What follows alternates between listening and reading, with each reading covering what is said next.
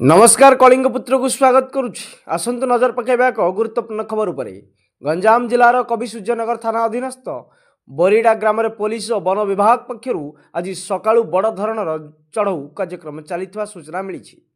दीर्घ वर्ष धरी ग्राम मध्य चलुवा तीनोटी करतकल उपर अचानक चढ़ाऊ कर प्रभात होगा पूर्व ही पोलसरा वन विभाग अधिकारी माने विभिन्न रेंजर कर्मचारी और कवि सूर्यनगर पुलिस दल संयुक्त भाव ग्राम को घेराव कर रेड आरंभ करते।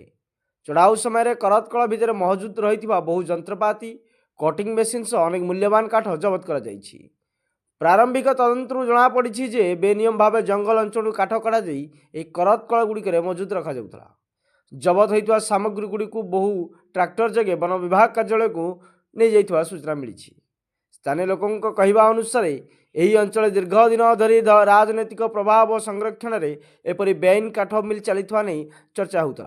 तथापि एपर्यंत कहारी को गिरफ्त कर लोक असंतोष प्रकाश पाउछि। केतक अभियोग अनुसार यही मिल गुड़िक किसी प्रभावशाली व्यक्ति और शासक दल संपृक्त थिबा नहीं चर्चा चली। वन विभाग पक्षर घटना संपूर्ण तदंत जारी रही बेले आगामी दिन में अधिक कार्यानुष्ठान होवार सूचना मिलुछि।